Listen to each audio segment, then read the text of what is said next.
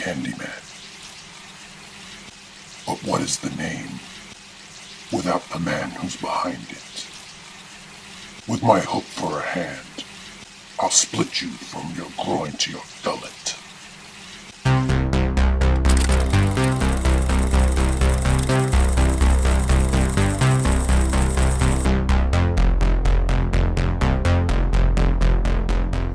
Before I get started, I'd like to kindly ask that you hit the like button, and please subscribe to the channel for more content just like this. Do or do not. There is no try. So for today, I figured that the best way for me to cleanse my palate from the abysmal Candyman 2021 was to watch the original Candyman directed by Bernard Rose. Of course, the film stars the legendary Tony Todd and Virginia Madsen. This movie is based on the short story The Forbidden from the twisted mind of Clive Barker. The film follows a Chicago graduate student as she does her thesis on urban legends, which of course eventually leads her to the legend of Candyman. And Candyman, let me be clear, is the ghost of a very specific man, an artist and a son of a slave who was murdered for his relationship with the daughter of a wealthy white man. I love how this movie starts with really selling the idea of urban legends, both through classroom discussions as well as people just telling stories. The legends are kind of portrayed as being believable in one scene, and just a manifestation of people's imaginations in another scene. It's instantly building the lore around the character of Candyman. He's already a presence and he hasn't even physically been on screen yet. That makes sense. And when he is eventually revealed, Tony Todd just puts it all over the top. His voice, his presence, this is what makes Candyman the iconic character that he is. Which makes it all the more questionable that they portrayed him as this faceless entity in the 2021 version. Also in the 2021 version, they portray his kills as being at least somewhat racially motivated. In the 1992 version, yes, he's being summoned, but he very clearly has his own desires and goals as well. The goal initially is to connect with the graduate student Helen, who he views as a reincarnation of sorts of his forbidden love. See anything you like? In the 2021 movie, the staging of the kills is what they try to do to make them unique. But the kills themselves were pretty unmemorable and most times happen off screen. In the 1992 version, the kills feel much more unsettling and much more brutal. Specifically when Candyman kills the doctor in front of Helen. You feel every agonizing second of Candyman ripping this doctor apart all the way up his back. It's actually quite terrifying, even though they don't actually show the hook going into the skin. I'm feeling woozy here! I think another thing that the 2021 movie was missing was just an overall tone. It looked a little too clean and a little too sharp for me. The 92 version feels a lot more gritty, and it's a lot more hypnotic in the way that everything was shot. Which makes sense given the nature of Candyman. He's a paranormal entity, and he's manipulating Helen as she starts to come unraveled, and the lines between reality and the world when Candyman is around start to kind of blur.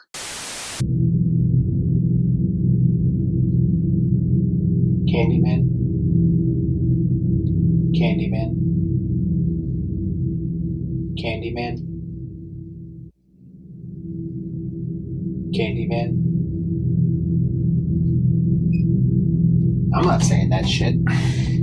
You snotty little bastard. There's also a scene in the movie where Helen is attacked by a very real man who has taken on the moniker of Candyman. This was obviously done as a way for him to intimidate the people who live in the projects where he's located. It makes a lot of sense for someone like him to take on that name. The movie understands who Candyman is as a character and doesn't try to drum up sympathy for the name by slapping it on some old guy who likes to hand out candy to kids. Candyman is an entity that was created by a racially motivated murder, yes. But that's not what the whole character is about. It's not really about revenge for him. It's more about obtaining what he lost. Fuck you! And that brings me to the commentary, and there is very well placed and subtle commentary in Candyman 1992 that doesn't overpower the movie. Helen does have this whole gentrification conversation with her friend about the apartments that she lives in, but the movie never really gets consumed by that idea. The filmmakers recognize that they're making a horror movie, and the horror elements should take preference over everything. I'd be doing this movie a disservice if I didn't mention the score. There's a piano score in this movie that has a very classical vibe to it. and perhaps that was done to mirror the historical origins of the Candyman character. But it almost has a playfully creepy vibe to it.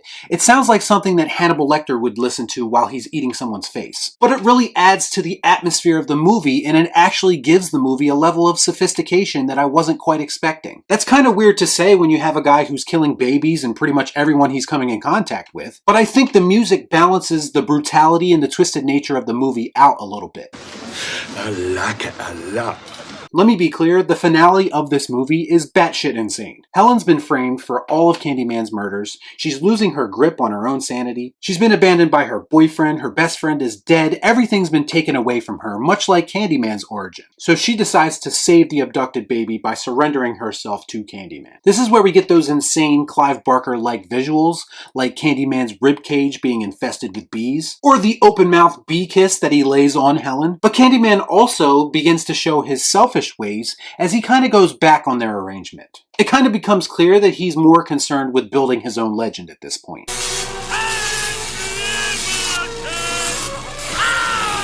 Helen does ultimately rescue the baby, but she eventually dies from her wounds. And this is the part that everyone seems to be interpreting a little bit differently. To me, Helen doesn't become the new Candyman. There's only one Candyman, and he's not an idea, he's a person. But Helen does become another urban legend that will have stories told about her for years to come. I think this movie is truly underrated and unique. It's creepy, it's atmospheric, it's got an iconic villain, it handles the little bit of commentary that it has in the correct way, and I thought Candyman actually held up really well. That's why I'm giving Candyman 1992 the pleased Palpatine.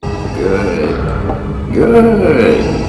So let me know what you thought about all this in the comments down below. As always, please like, comment, share, subscribe to the channel, hit that bell for notifications, and I'll see you next time right here on Real Shift. Thanks for watching. Peace out. Y'all be cool.